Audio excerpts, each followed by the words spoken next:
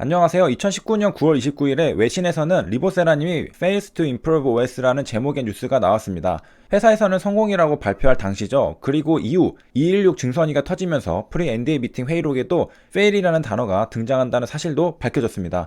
물론 단어가 중요한 건 아닌데요. 이 당시 이런 뉴스 기사도 있었다는 사실이 신기한 것이죠. 엄청나게 검색해본 투자자들은 회사의 발표와 다르게 OS가 통계적 유의성을 확보하는 데 실패했다는 뉴스 기사도 나왔다는 걸 볼 수 있었을 겁니다. 물론 새로운 사실은 아니고 6.27 때 이미 회사가 발표했던 내용이었죠. 그러니까 한마디로 예스모 당시 상반된 의견들이 동시에 존재하고 있었다는 겁니다. 그리고 이를 나타내는 영어 표현으로 fail이라는 단어를 사용했다는 사실도요. 프리-NDA에 있던 단어와 같다고 하죠. 기사가 악의적으로 쓴 건가 보면요, 정확하게 표현하고 있는데요. Overall Study Population에 대해서 fail했다고 말하고 있기 때문입니다. 그 외에 PFS가 잘 나왔다는 사실과 4차 환자들에게서는 반대로 OS 개선을 입증했다는 사실도 편파적이지 않게 전부 설명한 요약본이죠. 이미 2019년도 당시에도 이런 내용들은 인터넷에 떠돌아다니고 있었던 겁니다. 이런 관점에서 보면 증선위에서 밝혀진 것처럼 프리-NDA에서 fail이라는 단어가 등장한 것은 놀랍지는 않습니다. 영어 표현에서 OS를 미충족했다는 표현을 fail이라고 표현한다는 걸 한 번 더 확인한 거니까요.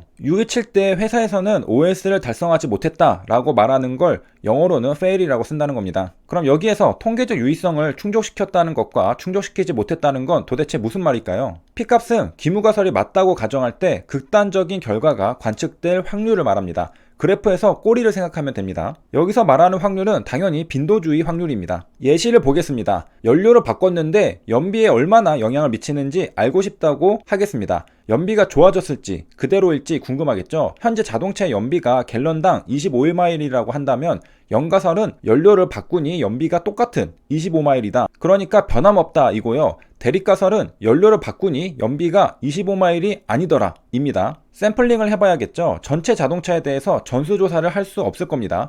그래서 35대의 자동차를 뽑았습니다. 그래서 연료를 바꾼 연비를 계산해보니까 14.4마일에서 28.8마일이 나오는 걸 알게 되었습니다. 이걸 그대로 쓸 수는 없겠죠. 뒤에서 평균도 내보고 해야 할 겁니다. 일단 연가설의 25마일이 14마일과 29마일 사이에 들어있죠. 아마도 연비에 차이가 없지 않을까 생각이 들죠. 한번 통계 분석을 해보겠습니다. 범위는 14.4마일에 28.8마일이고 평균값은 23.657마일이 나왔습니다. 연가설의 25마일보다 약 1.4마일 정도 더 줄었습니다. 평균값만으로 볼 때는 연비가 좋아진 것 같죠? 우리가 P값을 구하는 건 이 1.4마일이 정말 의미 있다고 할 만큼 줄어든 게 맞느냐를 알기 위해서입니다. 통계가 중요한 이유는 이것이죠. 보통 일상적으로 생각하면 연료를 바꿨더니 연비가 1.4마일 줄었다면 효과가 있구나, 연비가 줄었네 라고 판단할 겁니다. 그래서 기분 좋게 차를 타고 다닐 겁니다. 하지만 통계학자는 이렇게 되묻는 거죠. 그거 진짜 연비가 줄은 거 맞아? 라고 말이죠. 그거 우연히 그런 일이 발생한 거 아니야? 운 좋게 1.4마일 더 줄은 게 아닌가? 그래서 P값을 구해보는 겁니다. 옆에 표준 편차가 있죠. 3.416입니다. 표준 편차는 자료의 관찰값이 얼마나 흩어져 있는가를 나타내는 값 중에 하나입니다. 우리가 평균 24만 알면 이게 변동성이 얼마나 큰지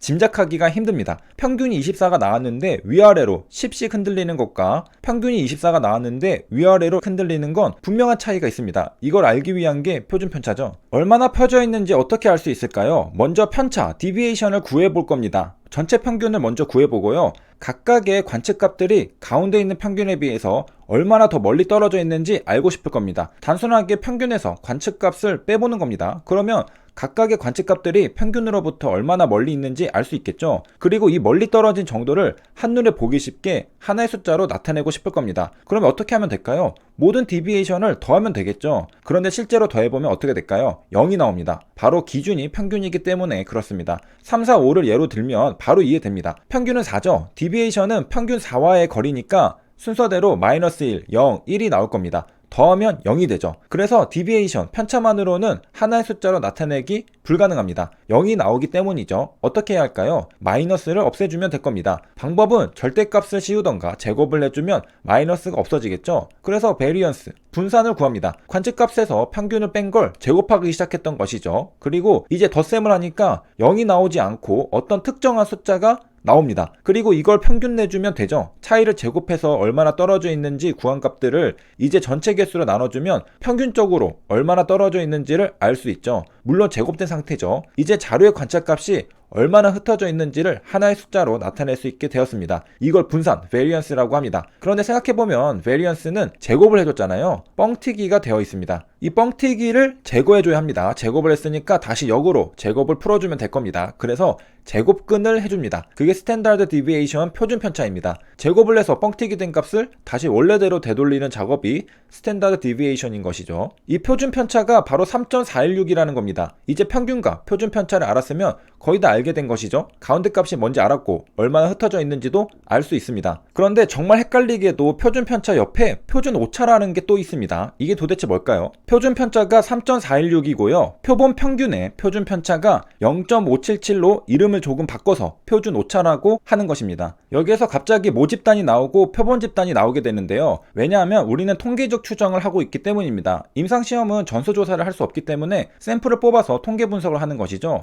그렇기 때문에 두 가지 큰 개념이 들어가 있는 겁니다. 처음에 살펴본 건 평균과 표준 편차를 공부했었죠. 여기에 모집단과 표본 집단의 개념이 추가되면 완성됩니다. 모집단에도 평균과 표준 편차가 있을 테고요. 표본 집단에도 평균과 표준 편차가 있을 겁니다. 그리고 표본 집단에서 나온 숫자로 모집단의 숫자를 추정하려고 하면 어떤 오차가 발생할 것을 알 수 있겠죠. 모집단과 표본 집단의 평균과 표준 편차에는 다음과 같은 관계가 성립합니다. 알고 보니 모집단의 평균과 표본 집단의 평균의 기대값은 같고요. 그냥 표본 집단의 평균이 아니라 expectation, 기대값이 같다는 겁니다. 그리고 모집단의 분산을 n으로 나눠준 게 표본 평균의 분산이라는 것이죠. 이것도 표본 집단의 분산이 아니라 표본 평균의 분산입니다. 굉장히 헷갈리죠. 여기서 자동차는 35대를 뽑았으니까 n은 35입니다. 이걸 그대로 계산해보면 됩니다. 3.416을 루트 35로 나누면 얼마가 나올까요? 바로 옆에 있는 평균의 표준 오차 0.577이 나옵니다. 그러니까 표준 편차 3.416과